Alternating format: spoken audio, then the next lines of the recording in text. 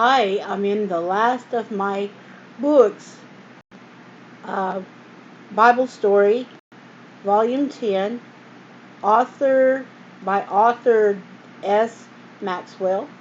This has Jesus, or artist representation of Jesus, holding a bunch of kids. I didn't notice her because she's kind of, this is an old print. Um, the books kind of get faded sometimes. Okay, we are at Part 4, Story 3, Someone at the Door. I've always heard this. Story 2. Mother, there's someone at the door. How often you have said this when you have heard a knock on your front door. And Mother had come hurrying out of the kitchen, patting her hair in place or drying her hands on a towel. Perhaps she has said to you, quickly now, put your toys away. Tidy things up. It may be the minister.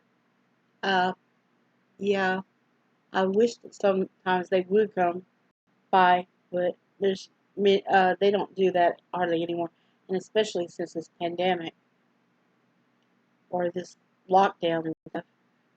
Then the visitor had turned out to be the mailman, or a brush salesman, or the next door neighbor coming to borrow the lawnmower. But though you may often be disappointed like this, a knock on the door is always exciting, for you never can tell who may have called to see you. Suppose when you open the door some day, you would see Jesus standing there. That would be a surprise, wouldn't it? What would you do? What would you say?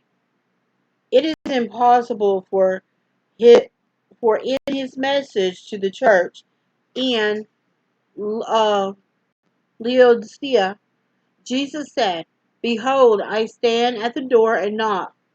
If anyone hears my voice and opens the door, I will come unto him and eat with him, and he with me."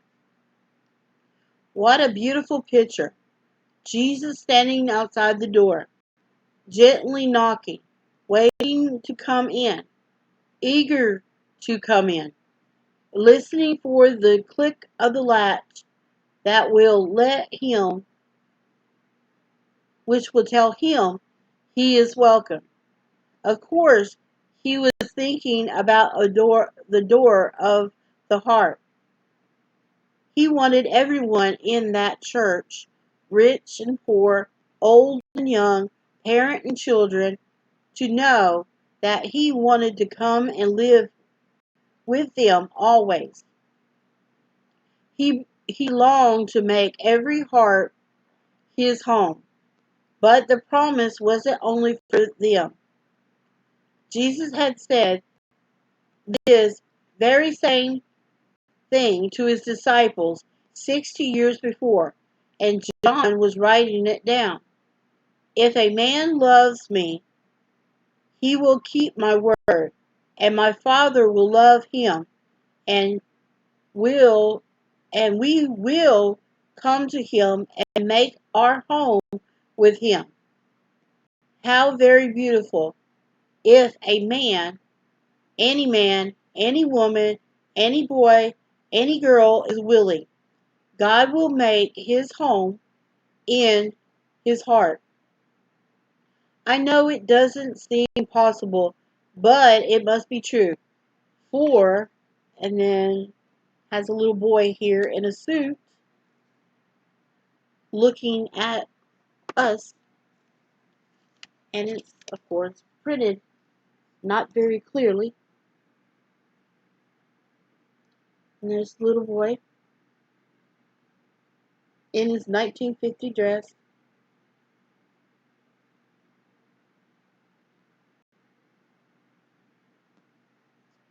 Okay. Let me get back to the story. I know it doesn't seem possible, but it must be true. For here Jesus is again. Behold, I stand at the door and knock. If anyone hears my voice and opens the door, I will come in. That anyone includes you. He won't he won't open the door himself. He's too polite for that. Anyway, the latch is on the inside and you have to lift it. Maybe you can hear the knock just now. There's someone at the door. Someone very lovely, very kind, and very dear. Do you leave him? Don't leave him standing there. Don't keep him waiting outside while you tidy things up. Feeling wide the door on the fling oh, fling wide the door in the warmest welcome. Say, Jesus, I am so glad you have come. Please live in my heart forever. And it has an illustration. I'm looking. Yeah, it says, um, ooh, Carl. I think it says Carl. Oh, it says Cass Hitchison. Oh, it's a Russ Harlan. It's a big Russ Harlan, and it has the text in the middle. But that's what it says. Russ Harlan. I had to look for a second. It's a very, very big two-pager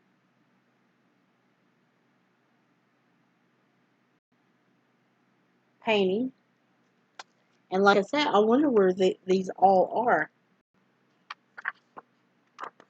And that was part 4, story 3. It was it was short and a little short. So I'm going to stop, take the break, and I'll be back in just a little bit.